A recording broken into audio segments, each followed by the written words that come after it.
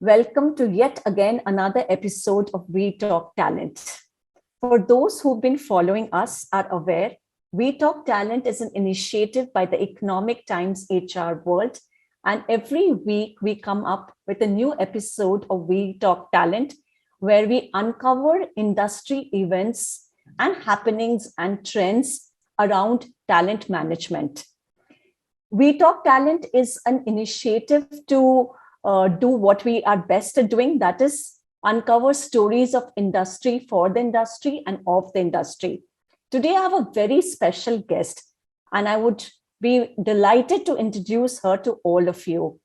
She's Ritu Rena, CHRO at Quick Heal Technologies. She has held HR leadership roles previously with Sterlite of Vedanta Group, Amdocs, and HDFC Bank. Prior to HDFC Bank, she has also worked with Godrej and Tata AIG Life Insurance. In her over 2 decades of experience in HR, she has led various transformations. Hello, Ritu, and welcome to the show of We Talk Talent. I want to start with you and ask you, how relevant is that in today's time? What was your research that led you to the creation of this concept? If you can throw some light on it. First of all, thank you, Pooja, for inviting me here. It's always pleasure to speak to the audience, especially for the ETHR world, because you in the terms of people who are listening to this. Now, coming to the question you asked me about the gelocalized leadership, I would give you a bit of a history. How did it start, and why did I get into that research? I was way back working in Amdocs those days. And I was working on a project where we were trying to ensure that we have enough leadership roles for the various large projects which the companies were delivering. And we were doing a product for a large telecom company. This project was mainly in APAC. And of course, you have, as a established organization, you have a playbook to execute the project. So we use the playbook.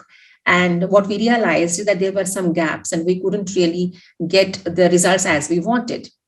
And the interesting part was when the RCA was done, the challenges were not regarding technology or regarding processes. The challenges were how people dealt with the project. And as a part of leading the organization development at that point in time, it was given to me to analyze that what is really helping us, pushing us into this direction where we are kind of losing on. So as a part of that project, I met various leaders across APAC. And when I met various leaders across APAC and tried to analyze what was happening, there was an interesting finding. An interesting finding was you can have a global model and you can say this is a playbook, go anywhere and everywhere and apply it. But there is an underlying layer, which is the contextual reality of that market, which is the cultures which we operate. And I want to just give a very simple example here. If I go to West, everyone follows the process and everything happens on an email. When you have to deal with the customers in the APAC, you might have to do 3 follow-ups over the phone because it's a high context culture. And then 1 email will do. Now, small things like these, which are more connected with the culture of that region and to the context, if not customized, it can lead to, sometimes failures.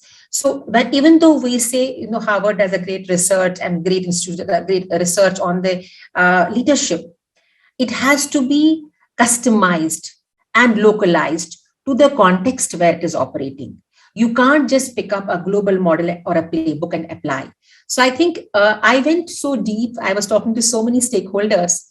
I thought it is a treasure of knowledge, which I should kind of document. And that's how I, published my white paper on gelocalized leadership. Gelocalized is basically, global local. And there is a term also, I don't know how colloquial that term is, but there's something called glocal. Yeah, so that's global plus local. And this cannot be more true as today every organization wants to be a global organization. Whether you are originating out of India, you want to go out. And of course, there are so many from outside which are kind of expanding their businesses in India. So this could not be, any more relevant today. Next, Ritu, it'll be really interesting to know about disruptions that is taking place in your industry. because of technological advancement that is kind of, not leaving any organization unchanged in this entire business world? Pooja, I just want to kind of take an example here when I'm talking about the digital transformation or technology transformation. And cybersecurity is a very emerging industry. And the example I want to take is from a very established industry, which is banking. Now, if you look at banking as an industry, it's more than 100-year-old industry, and it is getting disrupted today.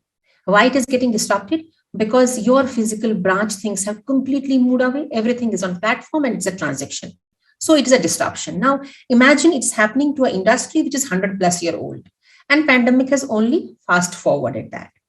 Now, coming from an established industry and transition into our industry. Now, if I look at cybersecurity is a fallout of virtualization. Because when everything becomes digital, everything becomes virtual, automatically you have to manage your security safety. And how would you do that? You would do that by having the right cybersecurity solutions. Now, the fundamental difference here for disruption in cybersecurity is it is not an established model which is getting disrupted. It is an evolving model which is facing challenges. Just to give a simple example, 27 years back, when Quick Heal started this, I would say, company, at that point in time, computers had the biggest threat of virus attacking them. That is how our company started making antivirus. Today, things have moved from hardware to software, from system to cloud. Of course, when this transition is happening, it is bringing the disruption in digitalization, in the communication. Automatically, our industry has to be ready for that. So if it is happening to the virtualization, to the cloud, are we ready to pay the solutions? And even the disruption is even more challenging for us, because if I have to protect you, I have to first 100% know you, your all firewalls, your systems, everything. Now, when digitalization is happening every second, how I have to stay ahead of the curve to see what could be the fallouts, how can it be broken. So I think that is where the challenges, kind of the disruption is happening in our industry. And just to give a very simple example, threat research in our company is a team of dedicated people who actually analyze various kinds of threats in the industry, and they publish reports and all that. If I look back, I would say 4 or 5 years back, we might have been 15, 20 people. Today, we are 100+ people in that function itself. And again, growing. Why? Because these are the people who are telling us how we have to stay ahead of the curve. If virtualization or disruption happens, how can we be more smarter to ensure that there is no threat to the people who are going to these digital platforms. So 2 points from what you've told me just now is that you got to be steps ahead of other industries who are also going through their, changing systems into clouds and using clouds for customer satisfaction and all that. You've expanded, you've gone to, X number of employees now. So how are you meeting your talent needs? Given that every company is becoming a technological company, there is a huge surge in hiring as far as tech professionals are concerned, be it software engineers, data analysts, or experts in IoT, UI, UX, etc. So what are you doing to get the right talent onboarded? What is your sourcing, attracting, selecting, and pipe management strategy in this, talent war that's going on? And I would say, Pooja, before I answer this question, the war is even higher for us. When I say higher for us, if I just take a simple data point as of today, what is the number of people or unfulfilled positions for cybersecurity industry across the world? It is 3.5 million. How much was in 2014? It was 2.5 million. Have we gone better? Answer is no. So, and if I say out of this 3.5 million, 2.5 million is only in APAC. And if I then boil down to India, it's even higher. So the answer is very, one thing is very clear, that we will not get 100% talent for sure. We will have to bank on the few people who have been working in such kind of companies across, and they're handful, and they have, many takers over there. Now, we have to devise a talent strategy and which we have done, is what is the percentage we can afford or we should go to create these high-end talent people from the market. That is number one. So say, for example, it is 30%. Then the second thing is, do we have enough knowledge management and reskilling programs within the company which can help us to train the rest? And third thing is, we should, and we have already started that, hire the young engineers who we can eventually train to be a professionals in this industry. So that is how we have devised our talent strategy. But the fallout of this is that once an engineer gets trained on this hot skill, he or she has ample market to go for. So what we are focusing in parallel to this is, how are we building the engagement models? And engagement models are not connected with keeping them perks and all those things. Engagement models are connected. How are we helping them to define their own career paths within the cybersecurity industry itself? And how Quickly is offering them those opportunity. And here the advantage which Quickly has vis-a-vis the multinationals, being a product company based out of India, the exposure people get when they come to Quickly is humongous, because right from entry-level job to the product management to the go-to-market, everything happens in India. So if someone is really talented, his career path can go to any level within the company. So that is how we have kind of devised our strategy, so that we are able to first is, of course, attraction is by helping them, giving them their career planning, and of course hiring by creating a right mix of what is the laterals we will hire and how many freshers we will hire, and of course eventually to make the fresher meet the level or level -1 of the experienced talent, what is the knowledge platforms or skilling platforms we have. So, Ritu, how specific can one person get working on the product? So, for example, if you have these product engineers who are working with the cyber security product, are they agile enough then to move and work on different products, or they become specific to working with the cyber security? Yeah, I will just take a step back to answer this question. If you look at technology, and if anyone who is working in any technical domain, first of all, he should know the coding. Second, he should have languages so that he knows how to work on these various platforms. Then the second level comes the interface of that industry, which keeps changing. If you are in an e-commerce, if you are in XYZ, your second level will change. Now, adjustment of this second level happens easily in other industries. For example, if you are a back-end banking professional who's working in the technology of a bank to e-commerce, the change might not be that very high. What makes cyber so specific, and then I will come to your question, is that you need to know the language. You need to know the basic skills, the coding and platforms and everything. But apart from that, there is a functional knowledge which is very unique to cybersecurity. And what is that functional knowledge? That how do I create these platforms in such a way it helps me to create an audit. It helps me to create a firewall. Now, this is a small, I would say, a layer above the technology which one has to have. Can these people move to other functions? Of course, yes, because they have level 1 and level 2 already there. But the level 3, which they learn with us, that of course makes them specialists for us. Now, say, for example, if I have to talk about cloud engineers we hire, right? We do hire people who have worked in the telecom domain because they have good understanding of cloud. But for them, we have to add some layer which is very specific to our industry.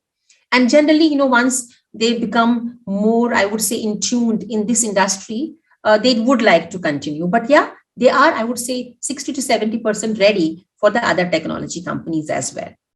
Going back to the fact that, today there is such a high demand for engineers, software engineers, computer experts. So how do you attract, that kind of talent to come to your organization vis-a-vis, the big giants in this space today, like Apple, Microsoft, Amazon, etc.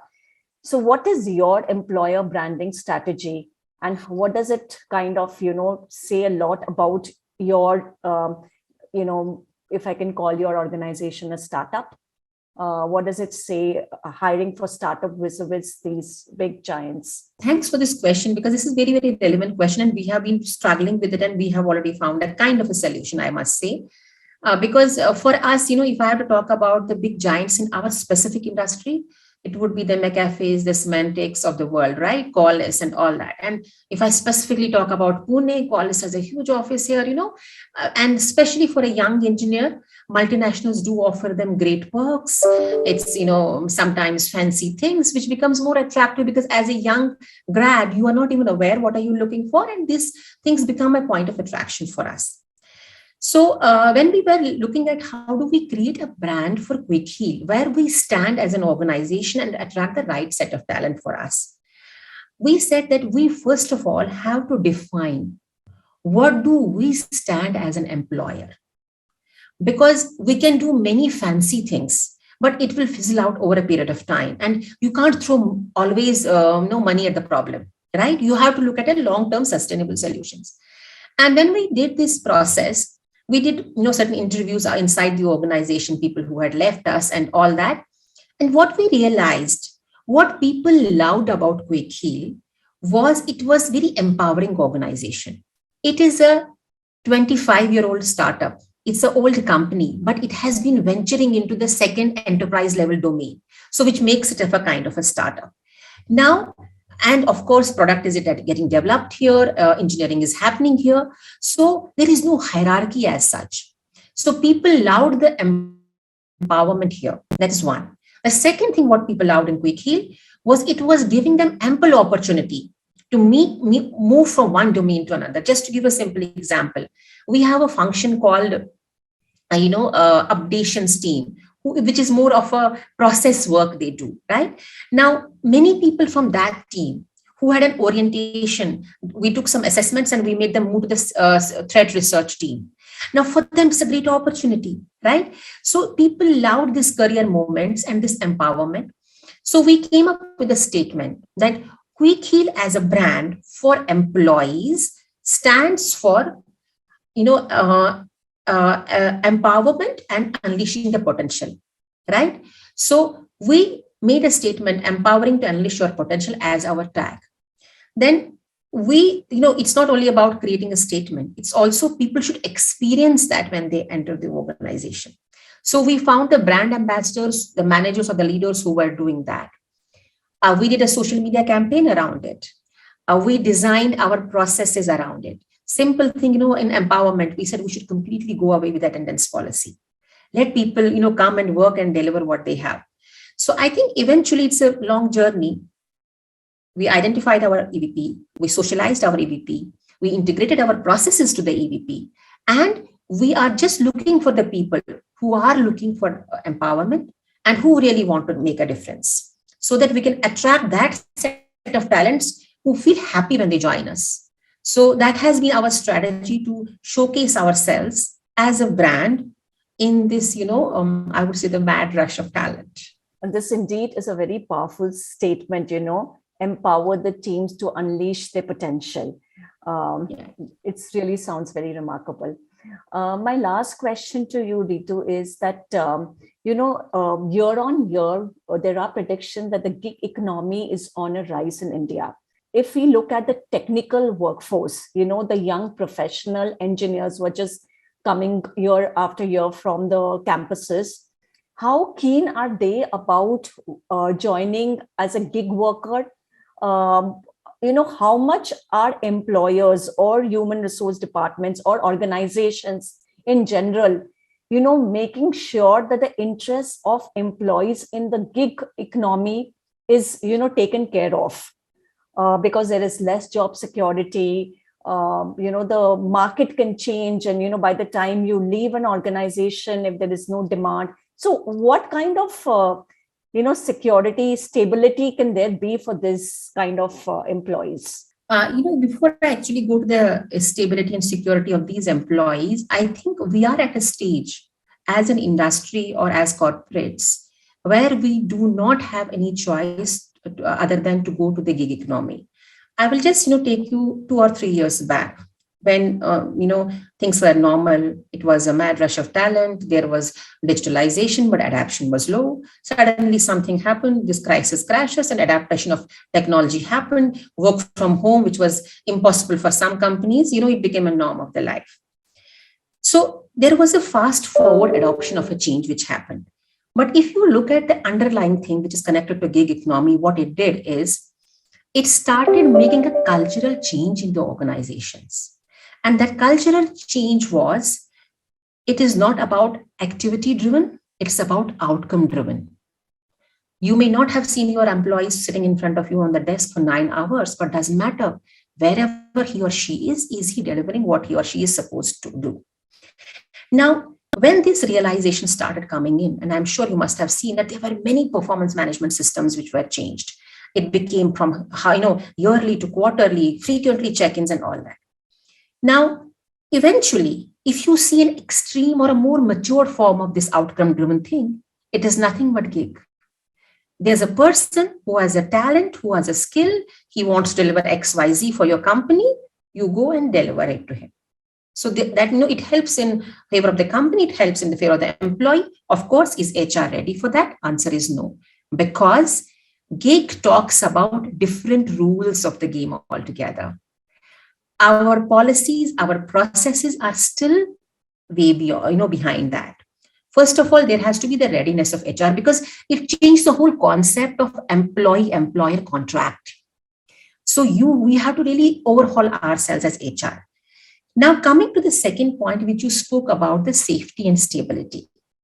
Now, I think what has to definitely change, when you are connected to one employer, the contract is different, the relationship is different. And as an employer, you also feel responsible for various parts of the life of the employee. Automatically, he gives the loyalty and this thing, and you give him the stability. Now, when we move to the gig, the concept changes from loyalty, and I have a word which I use in my parlance, to resiliency. How financially they make themselves resilient so that they are able to take care of their own things, which in an erstwhile scenario, their employer would have taken care of. Because now as a gig worker, I might be a proficient in one technology. I might be working with 3 employers. Now, when I'm working with them in different parts of the world, I have to ensure my own ecosystem is taken care of. And that is a change which is required at the employee side. When I say for employer side, it has to have the overhaul. It has to have the system and process ready for this kind of workers. From the workers side, it is about that social contract. I work for this company, the psychological contract they have with the organization. The psychological contract is about the delivery and safety that has to be created by financial resiliency. This is how I would see it going forward. Thank you, Ritu. So that's all we have in this show of We Talk Talent. That was wonderful insights from you, Ritu. Viewers, I hope you found this interesting and insightful. We had a great conversation with Ritu Raina, CHRO of QuickHeal. Stay tuned to our website for more episodes on We Talk Talent. Thank you so much.